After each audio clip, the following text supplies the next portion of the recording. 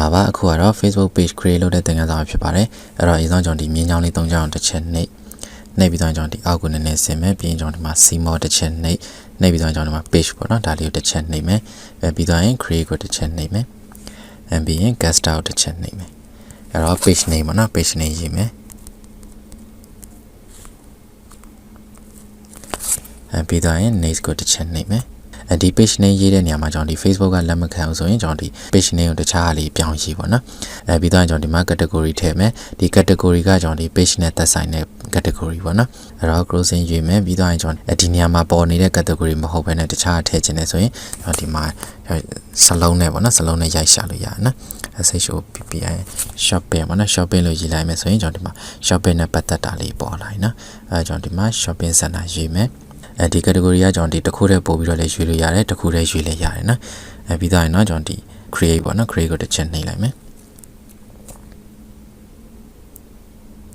ဒီမှာကကျွန်တော်ဒီ page နဲ့သက်ဆိုင်တာတစ်ခုရွေးပေးရမှာပေါ့နော်ဒီအပေါ်ကကျတော့ကျွန်တော်ဒီ product နဲ့ service ကိုကျွန်တော် promote လုပ်မယ်တဲ့နောက်တစ်ခါကျတော့ကျွန်တော်ဒီ creator နဲ့ personal brand တည်ဆောက်မဲ့သူတွေအတွက်ပေါ့နော်အဲ့တော့ကျွန်တော်ဒီမှာက online business အတွက်ဆိုတော့ကျွန်တော်ဒီ promote ပေါ့နော်ဒီဟာတွေကကျတော့ကျွန်တော်ဒီအောက်တစ်ခုကကျတော့ creator နဲ့ personal brand ဆိုတာကဒါကျွန်တော် sell လေးတွေဆိုရင်တော့ဒါရွေးလို့ရတယ်ပေါ့နော်အဲ့တော့ကျွန်တော်ဒီမှာကတော့အပေါ်တစ်ခုပဲရွေးလိုက်မယ်ပြီးတော့ရင် continue တစ်ချက်နှိပ်မယ်ပြီးတော့ကျွန်တော်ဒီ bio ပေါ့နော် bio ရေးမယ်ဒါတွေကကျွန်တော်ပြန်ပြီးတော့ပြင်လို့ရတယ်နော်အဲ့တော့ကျွန်တော်ဒီမှာ awaitပြီးတော့ content မှာကကျွန်တော် website ရှိတယ်ဆိုရင် website ထည့်လို့ရမယ်နောက်တစ်ခါကျွန်တော်ဒီ email address ပေါ့နော် email address တွေထည့်လို့ရမယ်ဖုန်းနံပါတ်ထည့်လို့ရမယ်ပြီးတော့ location ကျွန်တော် address ထည့်လို့ရမယ်နော်အဲ့တော့ဒီမှာကျွန်တော်ဒီစလုံးအတိအကျလေးကျွန်တော်ရေးထည့်လို့လည်းရတယ်နော်ဒါမှမဟုတ်မြို့နာမည်ပဲထည့်လို့ရတယ်နော်အမြင် Mandalay ပေါ့နော်ပြီးတော့ CTN တောင်းပါလဲ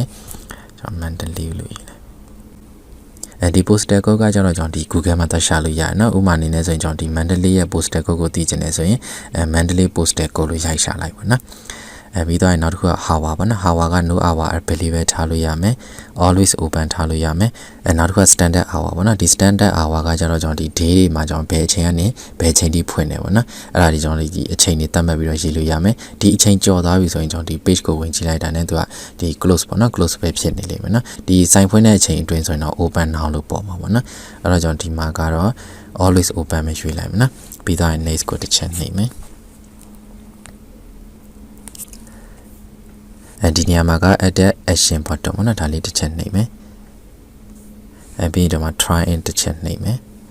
ဒီမှာကကျွန်တော်အသုံးများတာက message ပေါ့နော် message ကိုယူမယ် next ကိုတစ်ချက်နှိပ် save ကိုတစ်ချက်နှိပ်မယ်နော်ပြီးရင် next ကိုတစ်ချက်နှိပ်မယ်